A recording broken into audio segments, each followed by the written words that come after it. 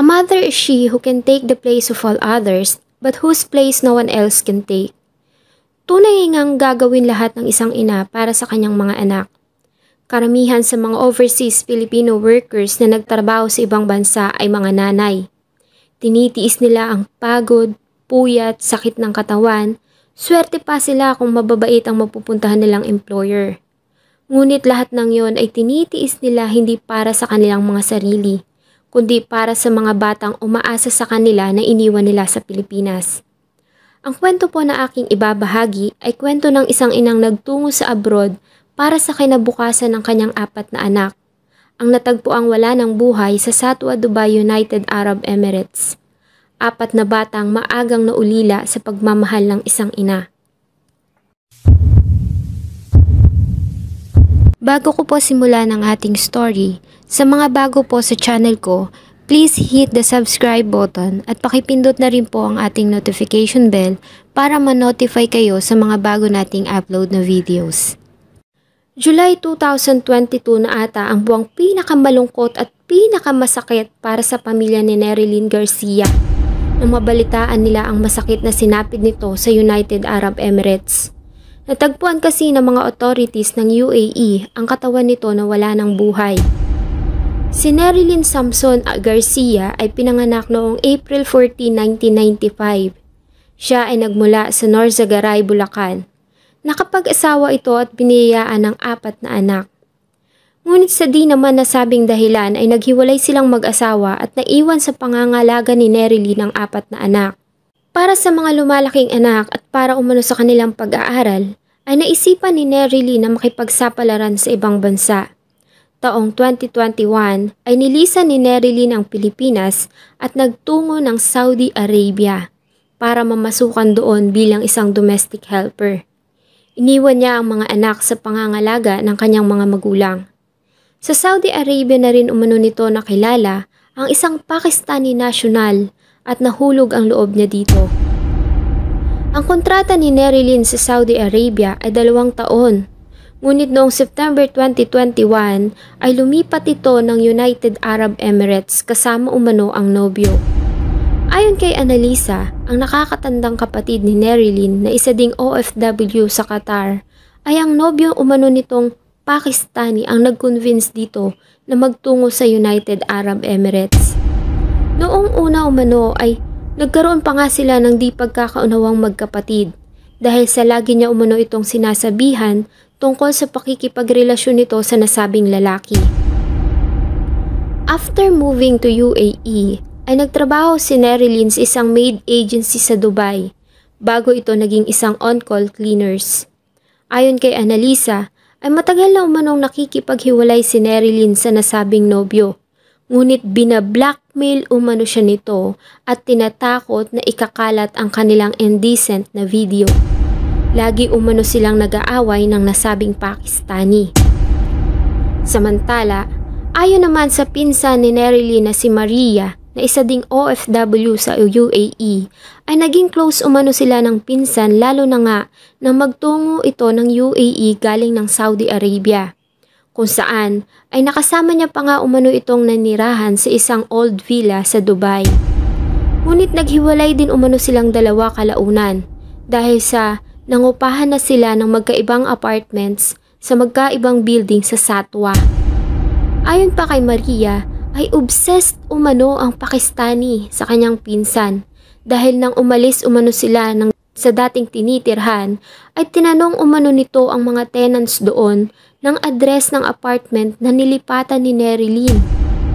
Minsan niya lang umanong nakita sa personal ang nasabing lalaki at nakikipagtalo umano ito sa kanyang pinsan dahil sa hindi umano nito matanggap na nakikipaghiwalay na si Nerilyn. Ayon sa kanya, ay huli niya umanong nakita si Nerilyn noong July 19, 2022 nang magpatulong umano ito sa kanya para makahanap ng trabaho sa Dubai. Matapos umano noon ay lagi umano silang nagpapalitan nito ng messages.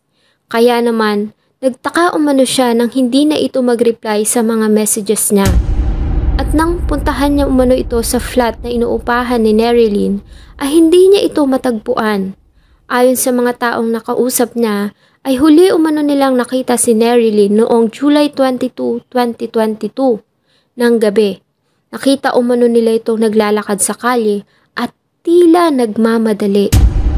Kaya naman ay nireport na ni Maria sa mga authorities ang misteryosong pagkawala ng pinsan noong July 23, 2022. Makalipas ang ilang araw, ay natagpuan ang wala ng buhay na katawan ni Nerilyn sa isang airwell ng nasabing building. Matapos na magreklamo ang mga nangungupahan doon dahil sa mabahong amoy na naggagaling sa airwell. Ang airwell ay isang disenyo ng mga bahay sa Middle East. Ito ay isa umanong strategy para maiwasan ang overheating sa araw at madagdagan naman ang cooling ng building structures sa gabi. Ito ay makikita sa pagitan ng mga buildings o gusali kung saan ay parang isang bakanting space. Natagpuan ng mga pulis ang katawan ni Nerilyn na nakabalot sa isang puting kumot. Agad namang nagsagawa ng investigation ang CID o Criminal Investigation Department ng UAE para malaman ang dahilan ng pagkamatay ni Nerilyn. Hindi naman matanggap ng pamilya ang nasabing balita. Agad naman silang lumapit sa DFA at OWA para humingi ng tulong. Nang magtungo naman umano sila sa agency ni Nerilyn, ay wala daw umano itong magawa dahil sa ang kanila lamang umanong jurisdiction ay hanggang sa Saudi Arabia lamang. At dahil sa hindi nila alam kung paano siya nakapunta sa UAE, ay wala daw umano silang magagawa. Nangako naman ang Department of Foreign Affairs at Philippine Embassy natin sa UAE para sa repatriation ng katawan ni Nerilyn at tututukan umano nila ang kaso nito.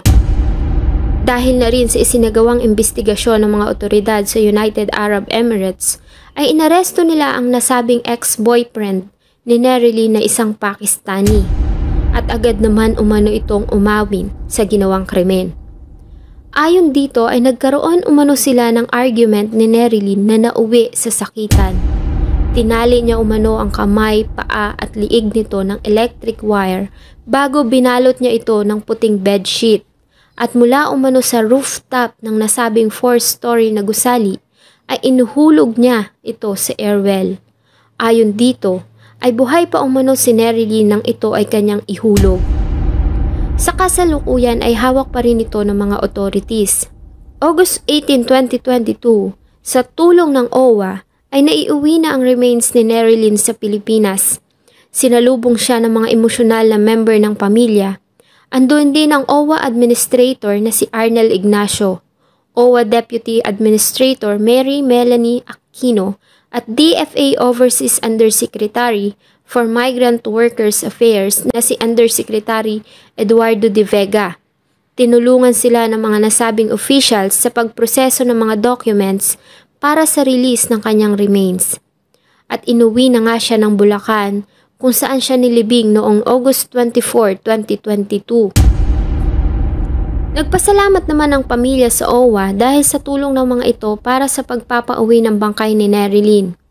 Ayon kay Annalisa, ay kasalukuyan umanong nag-i-struggle ang pamilya dahil sa hindi pa umano nila nababayaran ang burial expenses ni Nerilyn na nagkakahalaga ng 75,000 at hindi pa rin umano nila natatanggap ng mga panahong iyon ang pinangakong 20,000 na assistance ng OWA.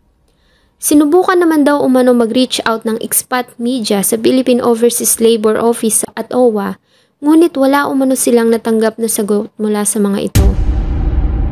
Hanggang ngayon ay wala pa ring balita sa kaso ni Nerilyn at ayon sa kanyang pamilya ay sana umano ay mabigyan na ng hustisya ang pagkamatay ni Nerilyn.